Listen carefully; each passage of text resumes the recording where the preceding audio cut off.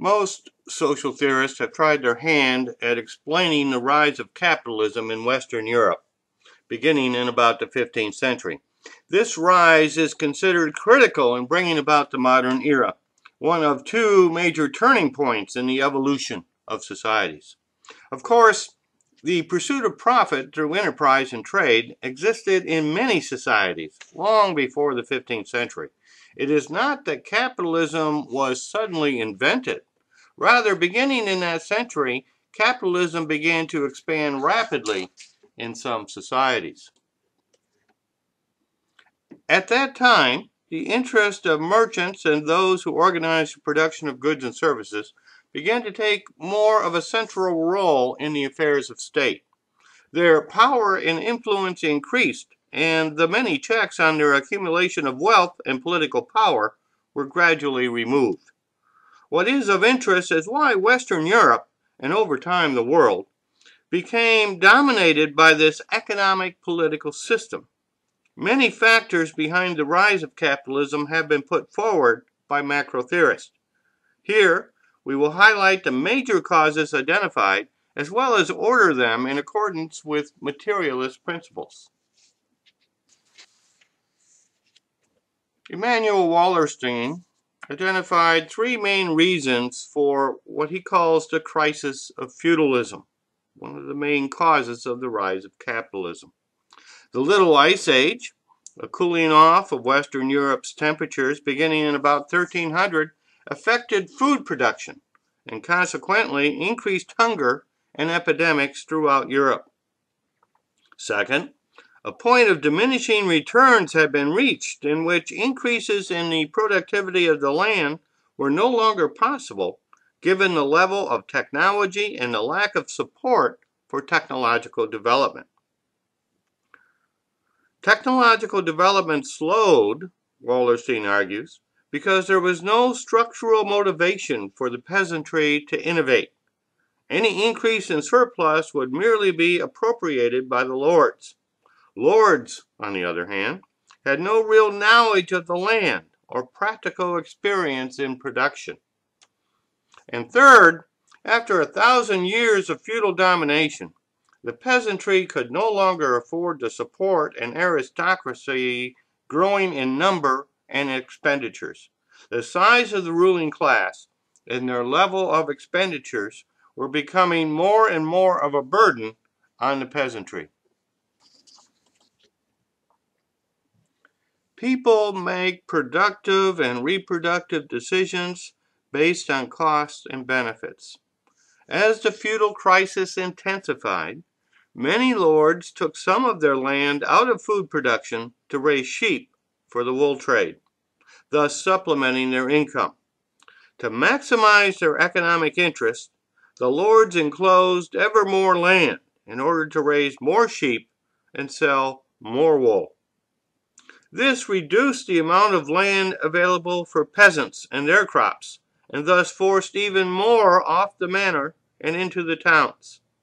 Peasants responding to the marginal lands available to them at the manor increasingly left the land for the towns, many living by begging and thieving, while others became wage laborers in the growing trade and manufacturing of the era.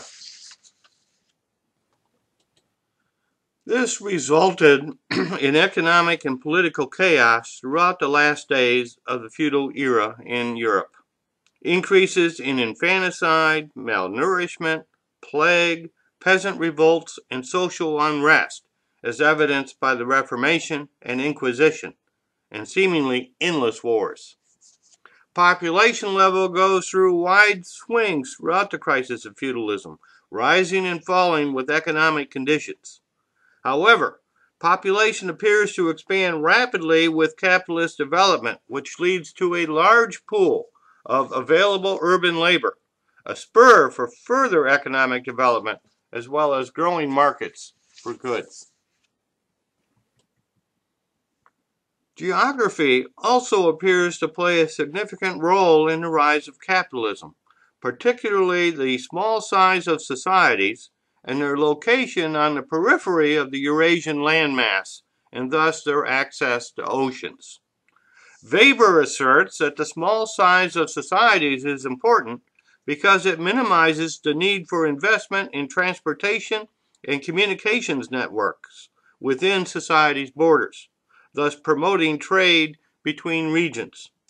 European access to oceans, the Mediterranean, and abundant interconnections through rivers would cause these societies to focus upon maritime trade as opposed to more costly overland trade. Technological innovation in navigation and shipbuilding gave Western Europe the tools for the age of exploration that began in the 15th century.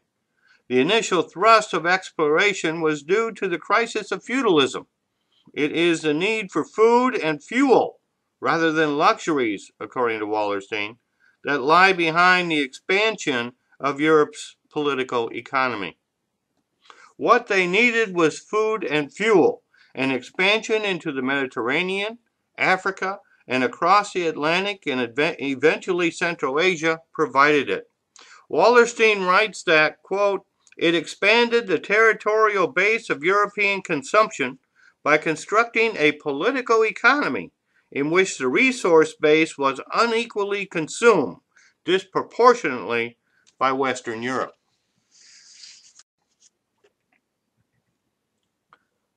This exploration, thanks to concurrent improvements in military technology, as well as the diseases that Europeans brought to the Americas, eventually gave Europe access to the extensive raw materials, slaves, gold, and land upon which to grow crops. This rapid expansion of markets vastly increased the money supply and strengthened the merchants and their state sponsors, while weakening the old landed aristocracy. This wealth was then used to sponsor new technologies in agriculture and industry, as well as tighten the exploitive economic relationships between Western Europe and its colonies, and gave it the resources for the political economic domination of large parts of the world. Because of their political and economic power, Europe was able to enter into trade agreements favorable to the interests of its economic and political elites.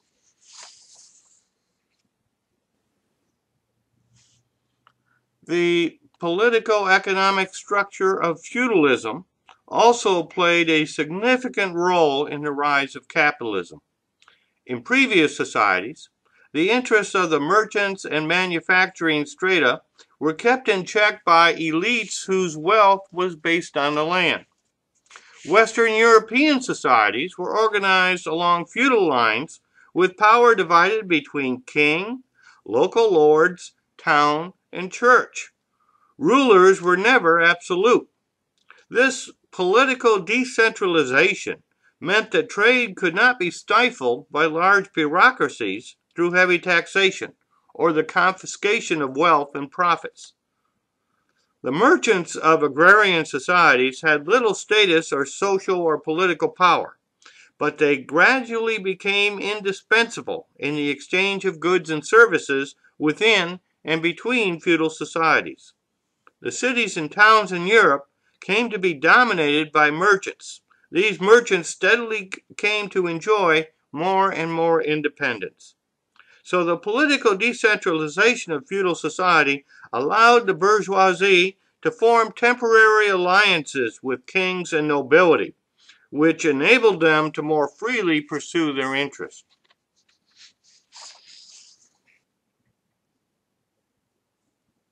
The birth of the nation-states.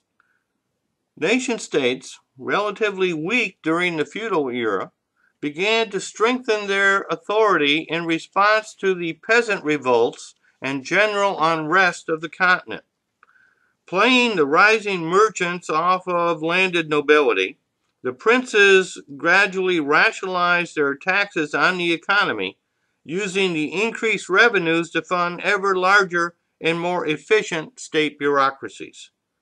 These more efficient bureaucracies were then used to fund larger and better equipped standing armies to quell the unrest, Innovations in the technology and practice of war, such as longbows, gunpowder, cannons, cavalry, and infantry tactics, called for large standing armies and strict military discipline.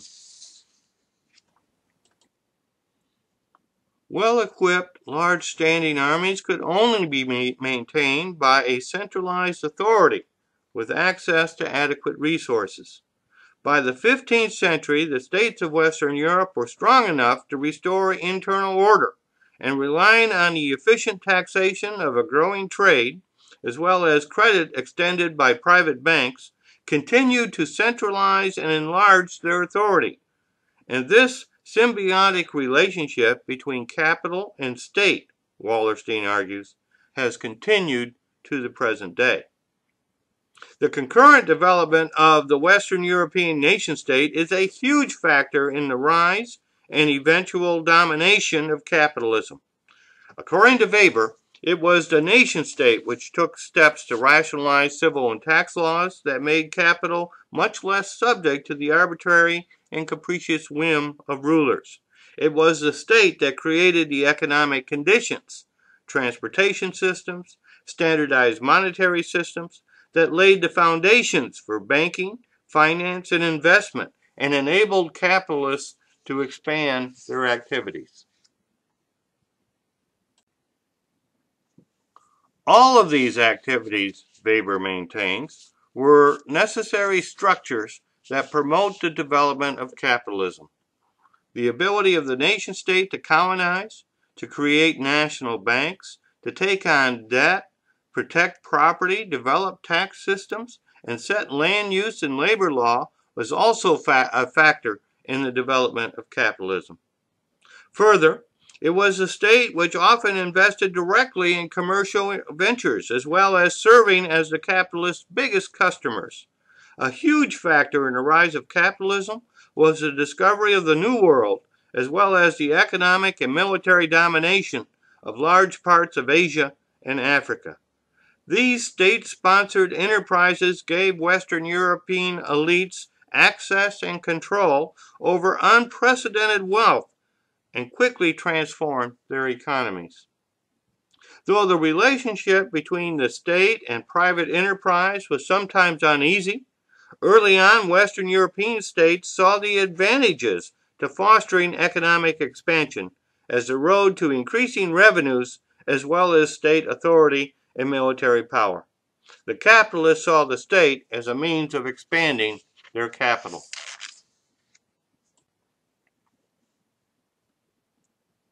There can be little doubt that such ideals as the Protestant ethic and nationalism aided in the spread and strengthening of capitalism, but it is doubtful that they played a significant role in its origin. Rather, existing cultural ideals and ideologies are used to buttress and support infrastructural and structural change. Cultural elements that do not fit the new realities are reinterpreted if possible. If they cannot be so modified, they are abandoned or ignored. New ideas and ideologies are often developed to justify and promote the interest of classes and status groups. Old ideas are often reinterpreted to justify the interest of the holder. Cultural elements can be important in the struggle to garner support in movements to promote or extinguish infrastructural and structural changes. They can also be important in dampening or reinforcing the speed of such change. Thus, they are an important factor in any analysis of sociocultural change. However, they are rarely responsible for the change itself. Without infrastructural and structural support, ideas and ideologies never become widespread and are thus near powerless as an initiating social force. But this is not to say that they are powerless in the world. Ideas that garner significant structural support, particularly of elites, can be very powerful indeed. Capitalism is defined by its rational enterprises in pursuit of profit. Once such rationalization is fully developed in the growing bureaucracies of private enterprise and of state, it metastasizes throughout the world and becomes a force to be reckoned with.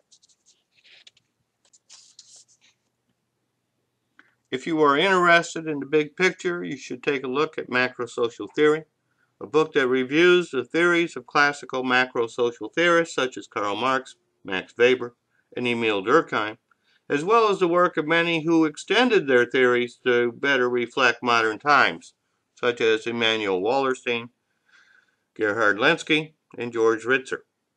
Also see Sociocultural Systems, Principles of Structure and Change to learn how these insights contribute to a fuller understanding of modern societies. These books can be purchased at most online bookstores or at Athabasca University Press. If you are short of funds, Athabasca also offers a free PDF version of the work. A significant portion of the royalties I receive for these books go to the Rogers State University Foundation in support of students in the liberal arts. I thank you for your support and interest.